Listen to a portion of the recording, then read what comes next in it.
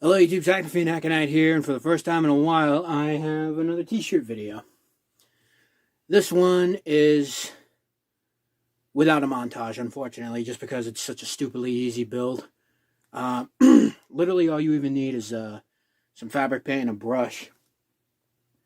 So what I did initially was I took some white printing paper and freehanded the symbol, the look of the Ghostface mask. Just roughly, obviously the forehead comes up higher than this, but it doesn't look so when he's got the hood on. So literally all I did was just trace this out onto some chipboard.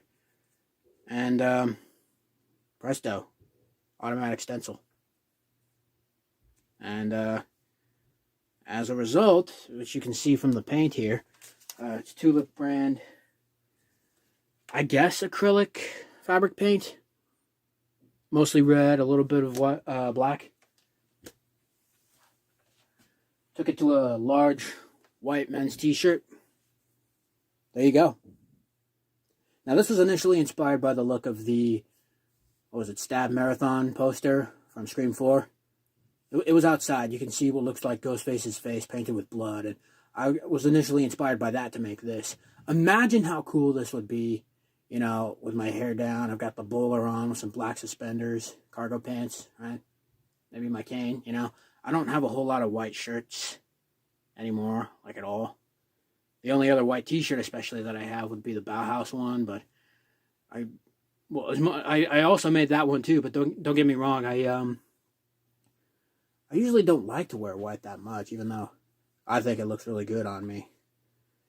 So shit's just simpler when you wear all black, but yeah, no, I really like the design on this. Yeah. It's important that you use enough, but not too much paint, because ultimately you want this to look almost like a Rorschach test card thing. At least that's how I wanted it to look. It just looks so much more natural the more you kind of smear it, but don't actually... I don't know how else to say it. I mean, it looks like splatters, right? It turns out you just gotta fumble around with the brush a certain way to make it look... however you want it. I don't know how else to word it.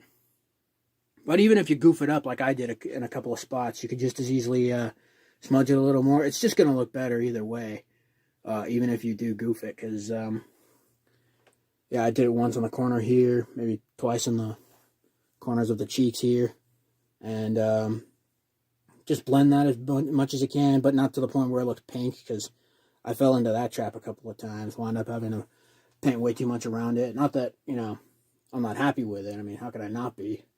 It's a hard one to get right, is what I'm noticing, because, yeah, I've never really done stencils before. I think that's what I was so afraid of goofing. I mostly just paint all the things I do with maybe pre-traced outlines with like a Sharpie, maybe, but that's a little harder to do on regular white. Even if you use a red marker, I mean, what are the odds that it's going to stay? Unless it's a fabric marker, and even then, I don't know, I'm rambling too much about a shirt. But I like the look of this thing, really digging the hell out of everything that is Scream related lately. I don't know if it's the hype of the new movie or what coming out, but I've already got two other good... You've seen my main one in the back here, just every once and again. I've got a Ghostface mask over there, but I own 3 of those bastards now. Like, I've got a white one over there, you've seen the video. I've got another one over here that I cut the goofy ears off of because he doesn't seem to have that in the movie. Like at all. Really feeling the vibe lately.